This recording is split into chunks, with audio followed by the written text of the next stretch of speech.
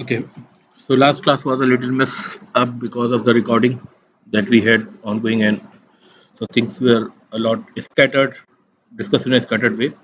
So we'll try to put the things together today. So we have seen in the previous classes that as a first basic rule that a child class object could be referred by a super type or the parent class reference variable. Like animal A could refers to a lion object, could refer to a cat object, could refer to a fish object or anything which is an animal, right? Which is an animal. ये basic rule था हमारा, right? Then we talked about a few classes like array list and the linked list, right?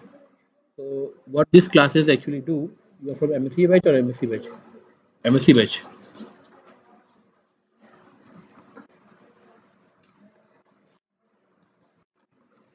Your name?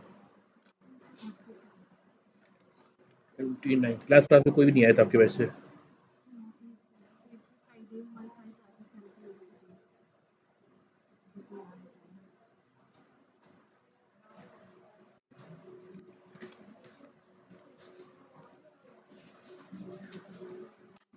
So we have seen two classes, basically array list and the linked list, in the last session that were that are meant for the data structures, right? And we have seen that because these two classes, array list and the linked list, are the classes, right? So there are several other classes also which are given by the Java developer or which are provided by the Java developer. They are meant to facilitate the data structures, the implementation of data structures. Now, what are the common data structures that we have read so far in our data structure classes? Tell me. Linked list. Array list is a dynamic array. It's a dynamic array. Dynamic means it will grow automatically, it will shrink automatically. I should not worry about fixing the size of the array in till the point I'm using array list. Okay? Then that means array is one such data structure.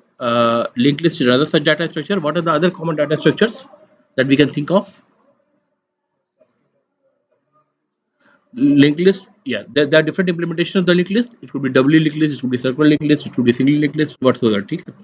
Then apart from linked list, what are the other data structures? Trees are there, okay, and set, queues, right? Maps. Maps means that's a key value pair, right? So these are the common data structure that you must have studied in your data structure classes, right? And we are familiar with it. So there is a class for all such data structures in Java provided to us, and these classes together refer together as collection classes, collection APIs. ठीक है, collection APIs, not just classes, but all the artifacts which are related to it. You will soon understand what I mean by artifacts, other artifacts, right? So all such classes and the artifacts which are meant to implement or rather use at a data structure elements, right? They are together referred as collection APIs. What is the API? API is a class and its method which I could use for any purpose. Ready-made methods and classes, right? ठीक है, तो इनको हम क्या कहते हैं? इनको collection APIs कहते हैं. Why the name collection is given? Because they work on a group of data. ठीक है, तो नाम से समझ में आ रहा है कलेक्शन. ठीक है, इसलिए इनको कलेक्शन एपीआई कहते हैं. There could be separate classes like array list, there could be separate class like linked list, there could be a class like hash set, hash tree, hash map. Hash is there because it's for the hash table implementation. The implementation is basically depends on the hash table. So so these are the classes. They set, right? Set means we cannot have duplicate values, right? There are queues. So all these classes are there which are meant, which allow us to basically work on data structure. So they are ready-made classes. We do not have to worry about their implementation. We do not have to worry about how linked list insert an element into the linked list, or how it deletes an element from the linked list, or how it does the traversing and all those things. We do not have to worry about it. That's a hidden fact. Okay? All we are worried about, there are certain methods which I have to use on those classes, right? So just like uh, in the comparison of the previous example of animal and the different types of animal, you have the option to create animal A is equal to new lion, animal A is equal to new cat, and you also had the option to create cat C is equal to new cat, lion L is equal to new lion, right? So you have the both options. Either one of the options you can use the reference variable of the same type of class of which you are going to make the object. The other option was you are going to use the super type as the reference variable and the objects are going to be the any of the subtypes that satisfy the either relationship, right? So similarly, we can have the option here also. We can just create the uh, list as array list using the class array list directly is equal to new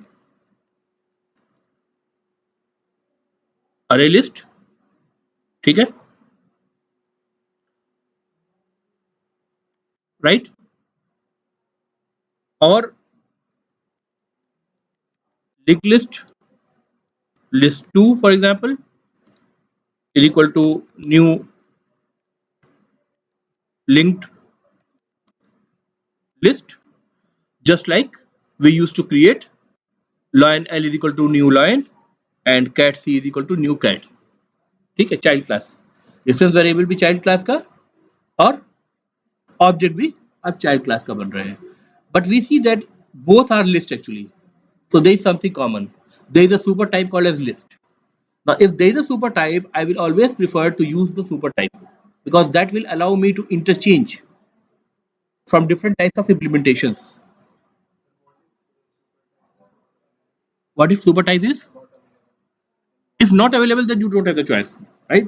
But in most of the cases, when you know that there is a list and that list could be of multiple type, you will by definitely by from following your experience of design, you will definitely create a super type so that the common functionalities are moved to the super type, and that also work as a contract.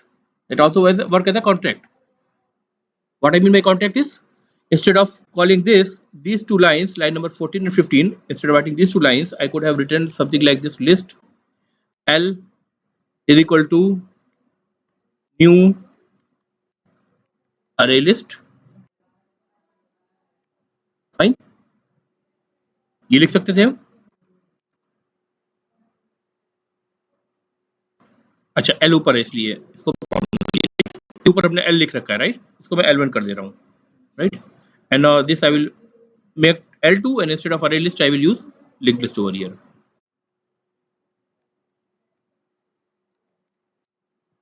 right?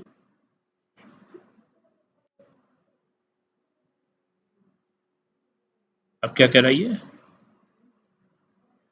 Linked list spelling mistake, right? Fine.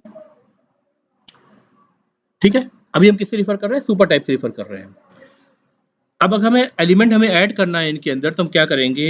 L1 dot add, ठीक है, I can add new element, say new integer.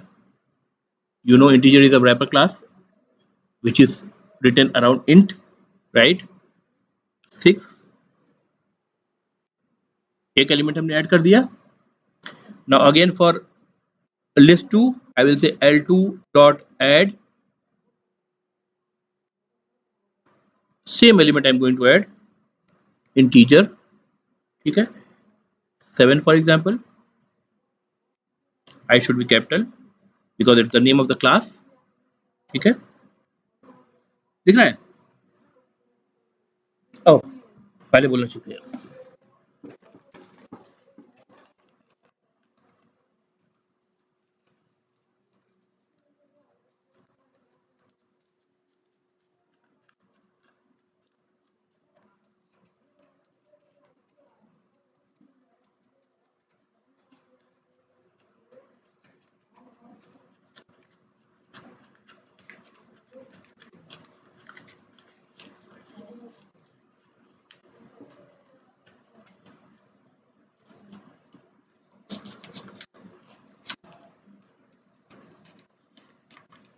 ठीक है, clear है? हमने यहाँ क्या किया है, हमने रेफरेंस वेरिएबल L1 जो लिया है वो लिस्ट टाइप का लिया है, उसमें जो ऑब्जेक्ट जाएगा वो अरे लिस्ट का जाएगा, और जब हम उसमें ऐड करेंगे तो जो भी एलिमेंट हम ऐड कर रहे हैं, जो भी ऑब्जेक्ट ऐड कर रहे हैं, वो ऑब्जेक्ट क्या होगा, वो ऐसे ही ऐड होगा जैसे अरे में कोई एलिमेंट ऐड होता है। The only difference is array list is a dynamic array, so we don't have to worry about the growth and the shrinking of the array, but it will be very much similar, it will work very much similar as a normal array. Even if you want to verify it, just go to the array list implementation. See, you go to the array list and you will somewhere find that it's actually maintaining array itself. It's maintaining an array inside. ठीक है, तो ये dynamic array है वो भी array को ही maintain कर रहा है, राइट? ठीक है, जब हम लिंक लिस्ट को ऐड करेंगे तो लिंक लिस्ट में कोई एलिमेंट बीच में ऐड होता है तो उसका अलग तरीका होता है। ठीक है, अरे लिस्ट जो है वो रैंडम एक्सेस है, लिंक लिस्ट क्या है, सीक्वेंशियल एक्सेस है। ठीक है, just go to the data structure also, even though you will appear for the Java interview or written test for Java, they may ask, give you a situation and then they may ask in this situation whether you are going to use the array list or you are going to use a linked list. ठीक है, तो आपको ये decide करना पड़ेगा किस activity से पे ज्यादा कॉस्ट आती है। ठीक है, फॉर एग्जाम्पल अगर आपको ट्रैवर्स करना है तो ट्रैवर्स करने में आपको रैंडम एक्सेस चाहिए, और जब आपको रैंडम एक्सेस चाहिए तो फास्टर कौन होगा, अरे लिस्ट होगी। ठीक है, लिंक लिस्ट जो है सीक्वेंशियल है तो that will be slower. So if the problem statement given to you suggests that you have more operations, much more operations for the traversal, then you will choose array list in that case. But if you have more operation where insertion and deletion are permanent, in that case you will probably choose the linked list. ठीक है, तो आपको operation के हिसाब से कौन से problem statement के हिसाब से आपको चूज करना पड़ेगा कौन सा डाटा स्ट्रक्चर आपको चाहिए। If you do not want to maintain duplicates, then you will probably go for the sets, right? If you have a key value pair, then you may go for a hash map, right? So there are so many data structures. All those data structures that you have studied, they are here. There is a separate class for it.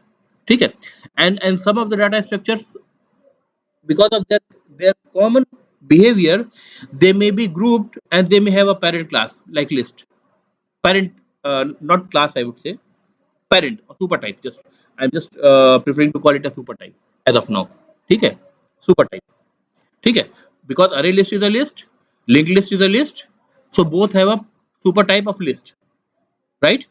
And when we use any method, add or remove, we basically use the same method.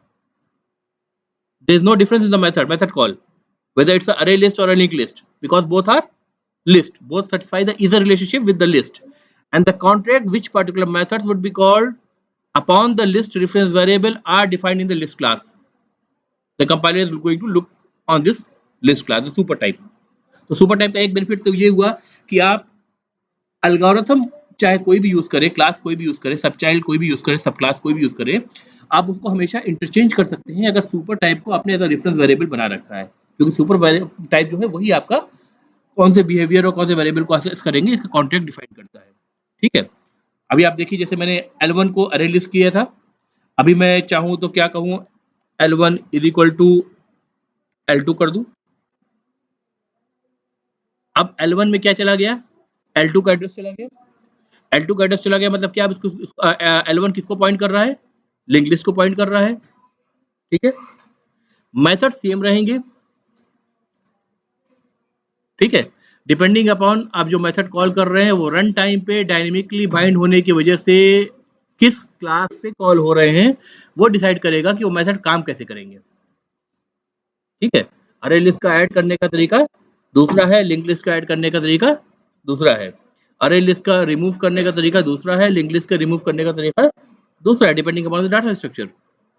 ठीक है, but we have always have the option to interchange this data structures because they have one common thing that both are list. Array list is a list, linked list is a list. बात clear है यहाँ पर? ठीक है, this allows us to write the methods or the modules which can work on all types of list in this case. Yeah. ठीक है, अच्छा, इतनी बात क्लियर होगी। अब देखो,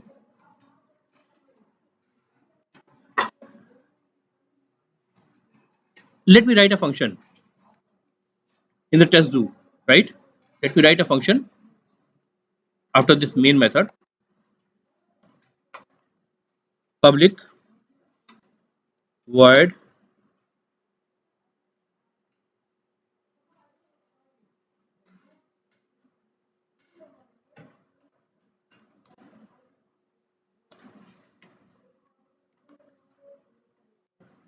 do something, ठीक है। And now what I am going to do is just see this list animal, ठीक है,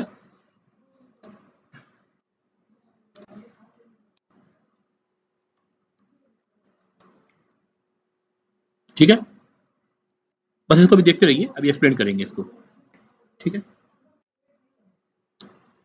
List of animal is the name of animals is the name of variable. It says that it's a list, but it doesn't say it's a linked list or array list. That means both options are acceptable. Whether I want to pass array list, I can pass array list. Whether I want to pass a linked list, I can pass a linked list. So it will take any list. So whenever something comes which is a list, that will be accepted. Okay. Now animal says it's not going to take the list of anything except what is an animal or anything that is an animal rather. ठीक है, ज़्यादा precisely मुझे बोलना चाहिए, that is an animal. Now what is an animal? If an object of animal comes, that is an animal. If an object of cat comes, so cat is an animal, so that is an animal. ठीक है, if lion comes, lion extends animal, so lion is an animal. इधर relation satisfy हो रहा है। तो यानी अब देखिए यहाँ पे क्या हुआ कि आपने दो लेवल का जनरलाइजेशन किया। एक लेवल का जनरलाइजेशन ये कहता है कि आप इस लिस्ट की जगह चाहे तो लिंक लिस्ट पास कर दें, चाहे तो अरे लिस्ट पास कर दें, या और भी कई तरह की लिस्ट है जिसमें वेक्टर भी आती है और भी कई तरह की लिस्ट होते हैं, ठीक है, उन आइडेंटिटी लिस्ट होती है, कई तरह की लिस्ट होती है, उनमें से आप कोई भी लिस्ट को पास कर दें, जब तक वो लिस्ट है वो लिस्ट एक्सेप्ट होगी, ठीक है। And list is the collection, list is the collection, ठीक है। और दूसरा लेवल का जनरलाइजेशन क्या हो गया, आपने कहा कि that list could be composed of anything but animal, ठीक है। तो वो जब तक उस लिस्ट के एलिमेंट जो है एनिमल हो तब तक वो एक्सेप्ट करेगा, चाहे वो एनिमल हो या चाइल्ड हो, बिकॉज कोई भी चाइल्ड होगा उसका भी इज ए एनिमल वाला रिलेशनशिप सेटिस्फाई होगा। दो लेवल का जनरलाइजेशन आपको मिल गया, ठीक है। अब मैं उनमें कुछ ऑपरेशन करना चाहता हूँ, ठीक है। तो एक मैं एडवांस फॉर लूप को यूज कर रहा हूँ, for animal A colon list of animals, ध्यान से देखिएगा इसको, ए डॉट ईट ए डॉट, और कुछ नहीं है, अच्छा मैंने यहाँ पे ब्रैकेट नहीं लगाया, सॉरी,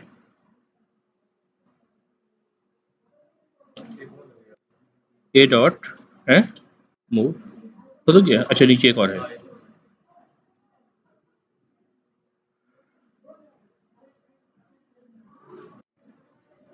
ठीक है। अब मैं ईट और मूव दोनों ऑपरेशन परफॉर्म करा रहा हूँ, किस पर, हर एनिमल पर। वो एनिमल एनिमल का ऑब्जेक्ट भी हो सकता है, वो एनिमल कैट का ऑब्जेक्ट भी हो सकता है, वो एनिमल आपका रेड भी हो सकता है, वो फिश भी हो सकता है, एनीथिंग, लॉयन भी हो सकता है, कुछ भी हो सकता है। और जिस लिस्ट में एनिमल आ रहा है वो लिस्ट अरे लिस्ट भी हो सकती है, वो लिस्ट लिंक्ड लिस्ट भी हो सकती है, या किसी भी और तरह की भी लिस्ट हो सकती है जो कि कलेक्शन एपीआई आपका सपोर्ट कर रही है, ठीक है। तो एक बहुत ही जनरल सा मेथड मैंने बना दिया। तो ये जो आप लेस देन और ग्रेटर देन के सिंबल में आप देखते हैं ना, इसका मतलब होता है कि इसको बोलते हैं जेनरिक्स, मैं जेनरिक्स को यूज कर रहा हूँ। और जेनरिक का मतलब क्या होता है कि आप कंपाइल टाइम में रिस्ट्रिक्ट कर रहे हैं कि इस लिस्ट में आप एनिमल के अलावा कुछ और ऐड नहीं करेंगे, ठीक है। जैसे अभी हमने ऊपर एक लिस्ट का एग्जांपल लिया है, ये देखिए यहाँ हमने जेनरिक नहीं यूज करा है, ठीक है। यहाँ पे मैंने इंटीजर ऐड किया, अभी मैं चाहूँ L1 dot add string add कर दूं, string, new string, new string under quotes, string भी ऐड हो गया। एनिमल ऐड करना चाहूँ तो एनिमल भी ऐड कर सकता हूँ, L1 dot add new animal, कोई प्रॉब्लम नहीं है, राइट। मैं ऐसा क्यों कर पा रहा हूँ? क्योंकि मैंने यहाँ जेनरिक्स दे करके इसको बताया नहीं कि लिस्ट जो है वो किस टाइप की होनी चाहिए, वो इंटीजर टाइप की होनी चाहिए, कि वो एनिमल टाइप की होनी चाहिए, कि वो स्ट्रिंग टाइप की होनी चाहिए, किस टाइप की होनी चाहिए, मैंने बताया नहीं है। तो जब हमने बताया नहीं है तो ये लिस्ट जो बनी है वो किसके लिए बनी है? वो ऑब्जेक्ट के लिए बनी है, पेरेंट टाइप के लिए, सबसे सुपर जो टाइप है आपका, यूनिवर्सल सुपर टाइप के लिए, ऑब्जेक्ट के लिए।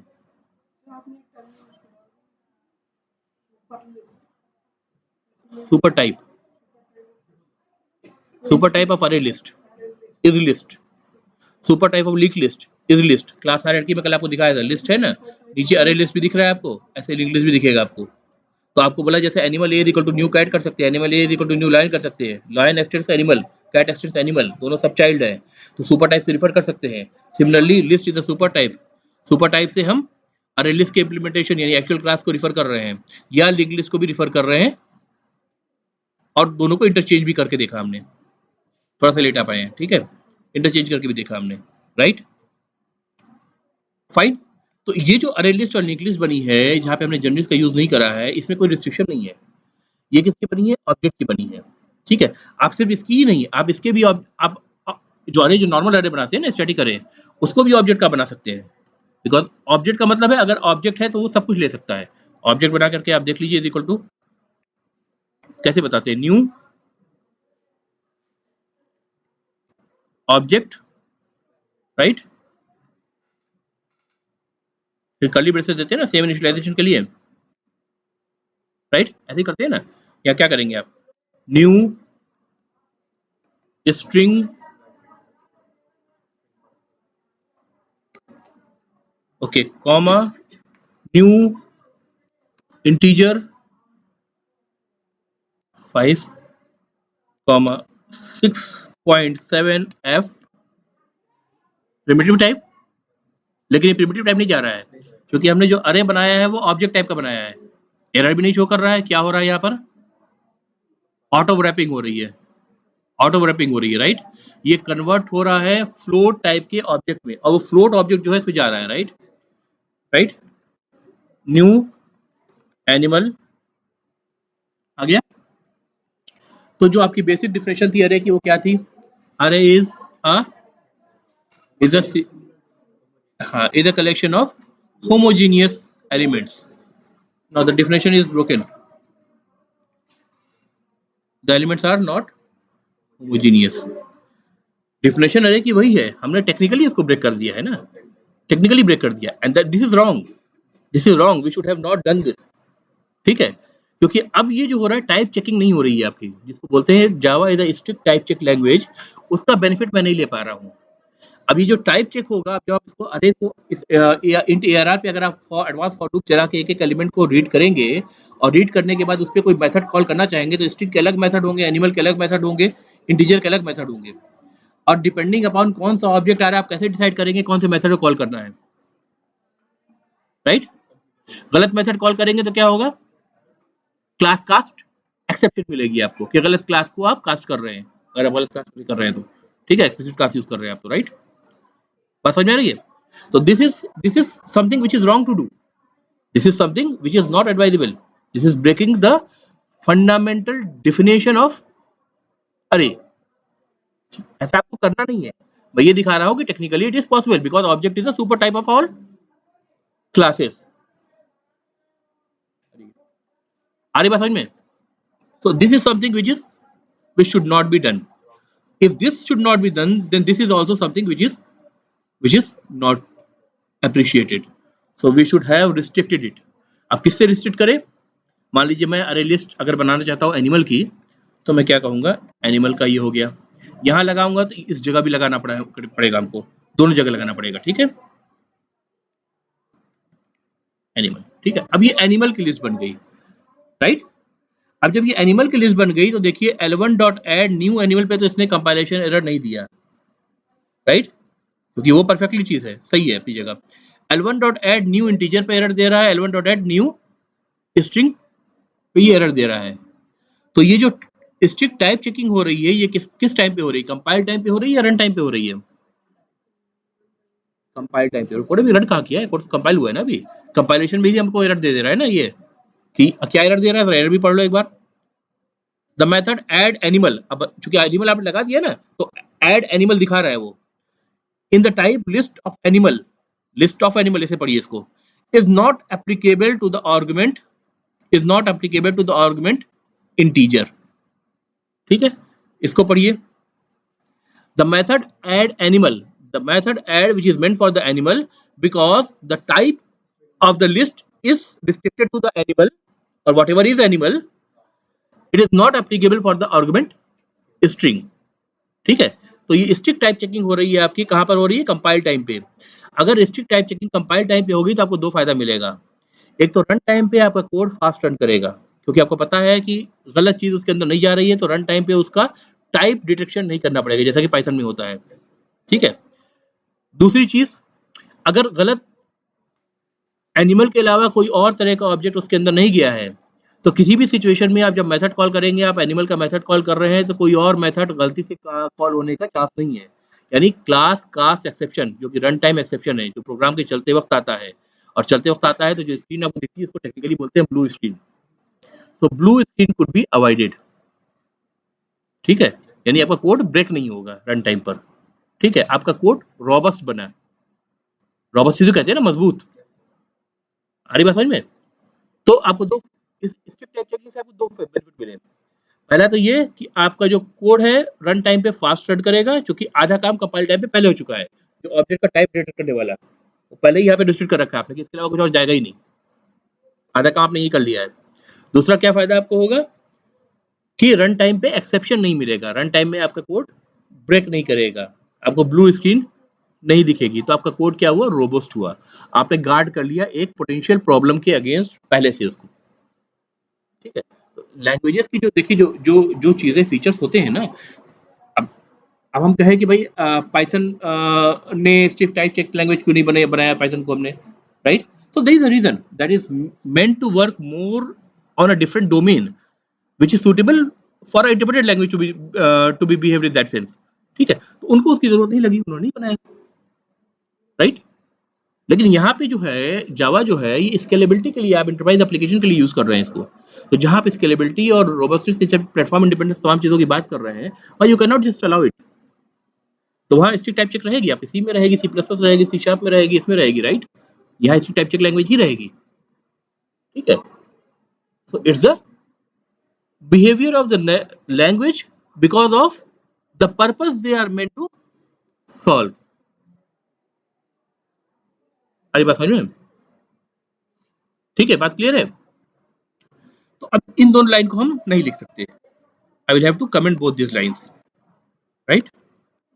Now just like this, can I say L1 dot add new line? Can I say that line is an animal? So we have said the list is of animal, so anything which is an animal will be accepted. So I can just say L1 dot add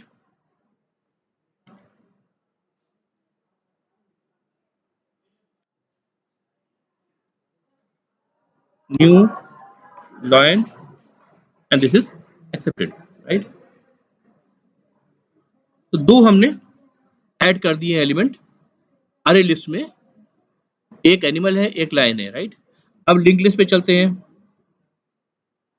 link list को भी हमने type check अभी तक नहीं बनाया है, इसको भी हम बना देते हैं टाइप चेक। ये लाइन हम यूज नहीं करेंगे, जैसे cat c is equal to new cat को हम प्रिफर नहीं कर रहे हैं, उसके ऊपर हम animal a is equal to new cat prefer कर रहे हैं, वैसे ही array list list one is equal to new array list को हम प्रिफर नहीं करेंगे, बल्कि हम सुपर टाइप को यूज करेंगे, तो इसको हम हटा देते हैं। ठीक है, देन लिंक लिस्ट ये वाला भी हम प्रिफर नहीं करेंगे, इसको भी हम हटा देते हैं, सुपर टाइप को यूज करेंगे, list L2 is equal to new link list, right? Super type को यूज कर रहे हैं, प्रोग्राम टू सुपर टाइप, ठीक है, ठीक है। अब क्या करें, list two dot add new integer, अभी तक ये टाइप चेक नहीं है, इसकी जगह मैंने क्या लगाया, एनिमल लगा दिया, and so we have to do it here also, animal, right. अब क्या होगा, इंटीजर वाला कोड जो है हमारा नहीं चलेगा, क्योंकि अब ये लिस्ट जो बनी है सिर्फ इंटीजर एनिमल के लिए बनी है। अब मैं इसको कह सकता हूँ न्यू व्हाइट लाइन लगा सकते हैं, which is the sub grand child, लगा सकते हैं। क्या कह रही है, कुछ गड़बड़ी है इसमें, white line can not be resolve to a type, कुछ दिक्कत थी इसको, है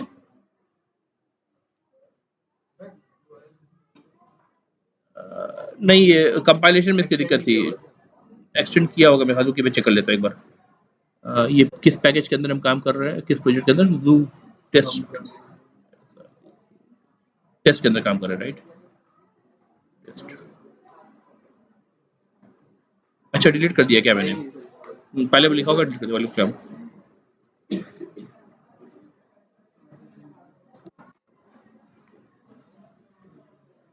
इसको एक्सटेंड करते हैं लाइन से, राइट,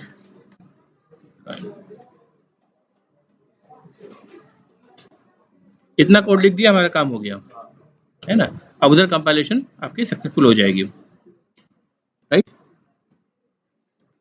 ये हमने इंटरचेंज किया है अरे लिस्ट को लिंक लिस्ट से, इसका एग्जांपल था, पहले हो चुका है डिस्कस, जो लोग लेट आए हैं वो वीडियो देखेंगे हम। L2 डॉट एड, देखिए दिखा भी क्या रहा है, एनिमल दिखा रहा है, राइट, एनिमल न्यू, और क्या एनिमल था, कैट था, cat, right, L2 dot add. अब जो हम अभी इस वक्त ऐड कर रहे हैं, हम किस में कर रहे हैं, लिंक लिस्ट में ऐड कर रहे हैं, इसके जो एडिशन का ऑपरेशन है वो लिंक लिस्ट के डाटा स्ट्रक्चर के एल्गोरिथम के हिसाब से होगा, राइट। हमें सिर्फ ऐड मेथड दिख रहा है क्योंकि हम लिस्ट को यूज कर रहे हैं, लिस्ट में ऐड ही डिफाइंड है, ठीक, उसको ओवरराइड कर रहे हैं अरे लिस्ट और लिंक लिस्ट, और उन्होंने अपना इम्प्लीमेंटेशन प्रोवाइड कर रखा है, राइट, ऐड न्यू,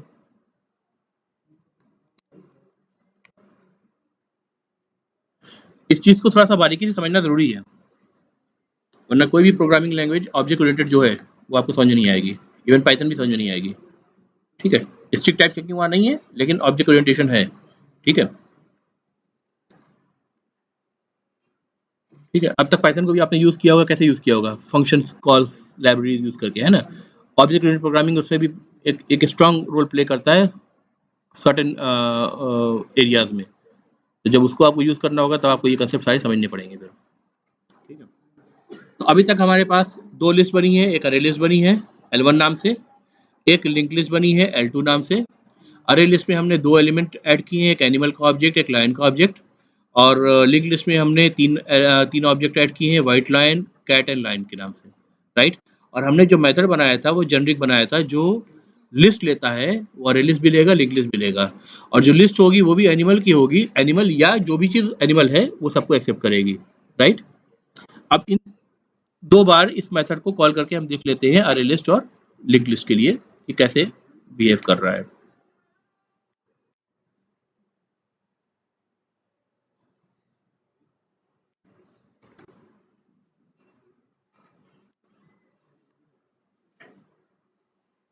L1 पास कर दिया,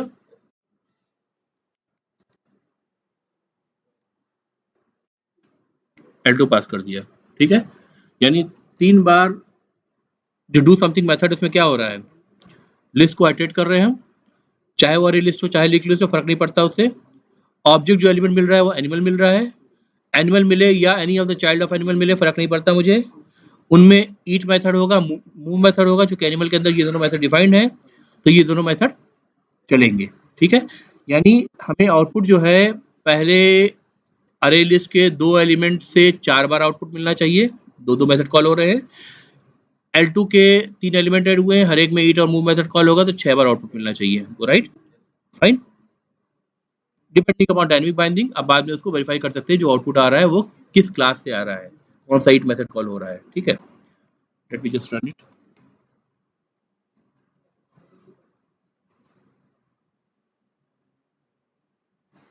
सही है, 6 4 10, राइट है। तो कितने लोगों को समझ में आया है? भाई ज़्यादातर तो लेट ही आए हैं, उनका मैं क्या कह सकता हूँ। समझ में आ गया?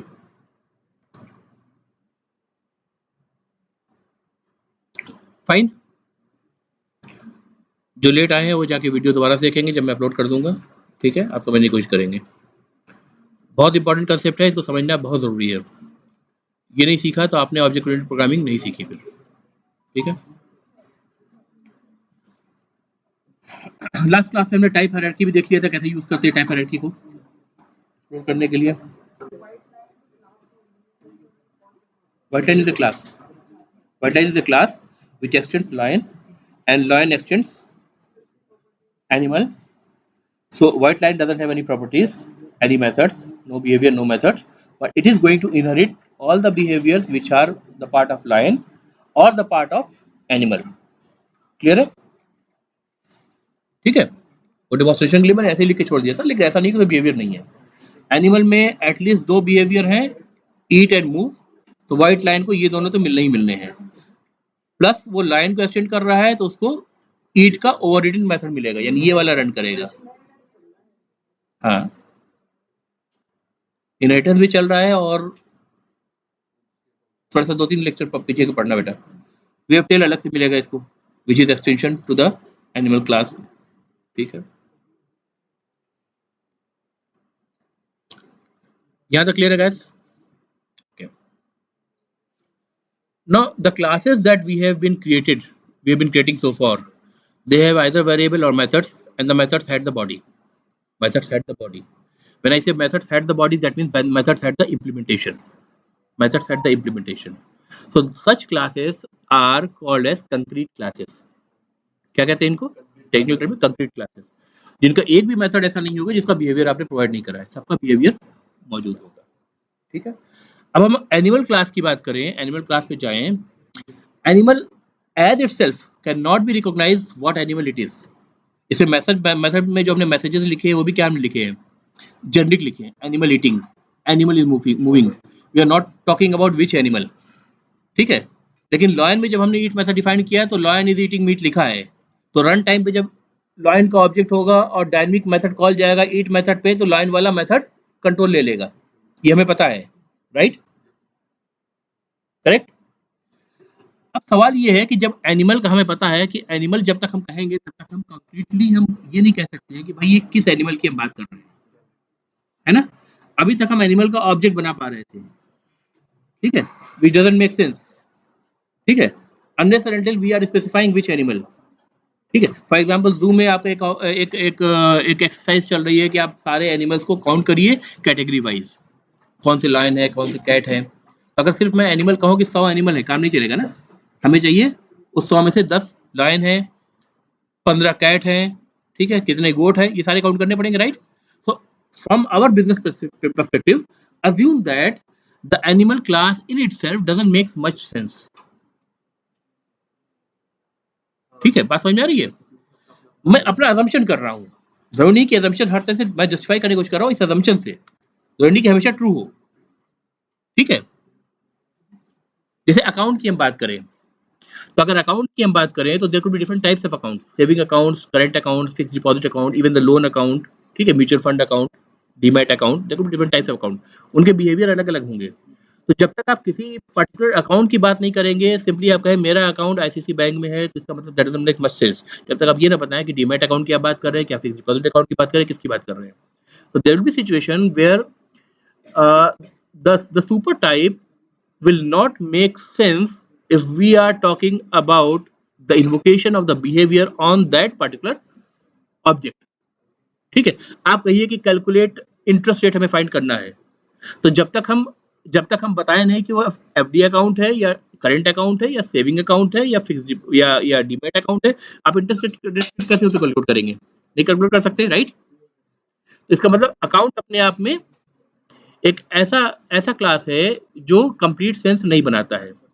तो आप ये तो चाहते हैं कि सुपर टाइप रहे, ये सुपर टाइप क्यों रहे? क्योंकि कॉमन बिहेवियर आपने यहाँ प्रोवाइड कर दिया है, क्योंकि अगर चाइल्ड क्लास इन बिहेवियर को ओवरराइड करके इनका अपना वर्जन प्रोवाइड नहीं करता है, तो बाय डिफॉल्ट आपके पास एक बिहेवियर रहना चाहिए, ठीक है?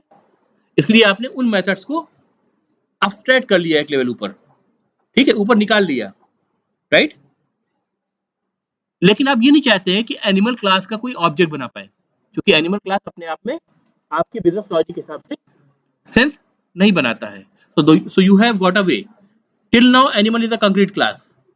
Now, if you say animal is an abstract class by adding the keyword abstract,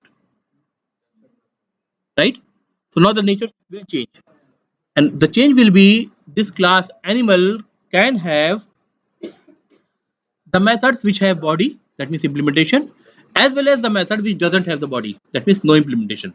So let me write one such method. For example, public void abstract, ठीक है, and then I am writing a method. Give me the name of a method. Say for example, jump, ठीक है, and I will terminate it by semicolon. क्या दिक्कत हो रही है?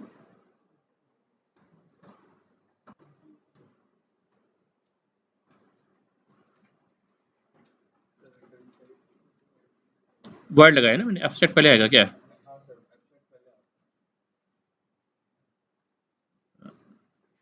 ठीक है, ये दिक्कत है, void रिटर्न टाइप है ना, तो void इससे पहले abstract आएगा ना, ऐसे स्पेसिफाई रखते हुए, ठीक है। अब देखिए यहाँ पे मैंने क्या किया, मेथड को लिखा, मेथड की बॉडी नहीं बनाई, सेमीकोलन से टर्मिनेट कर दिया। Now this method is does not have a body, so this class is not a concrete class now anymore, ठीक है, this class is not a concrete class, it's a abstract class. That means one or more methods are assumed to be or expected to be abstract which doesn't have the body, ठीक है guys, clear है यहाँ तक? जब तक हम ये abstract keyword नहीं लगा रहे थे तब तक हम क्या बोल रहे थे, ये क्लास क्या है, कंक्रीट क्लास है, एक हमने वर्ड उसको दे दिया, ठीक है। कंक्रीट क्लास का मतलब उसके हर बिहेवियर की बॉडी होगी, उसका इंप्लीमेंटेशन होगा हर बिहेवियर का, बिहेवियर मतलब मेथड या फंक्शन, राइट। जैसे ही हमने एब्स्ट्रैक्ट लगा दिया ये रिस्ट्रिक्शन हट गई, अब उनमें से कुछ बिहेवियर हो सकते हैं जिनका इंप्लीमेंटेशन हो, उनमें से कुछ बिहेवियर हो सकते हैं जिनका इंप्लीमेंटेशन ना हो, ठीक है।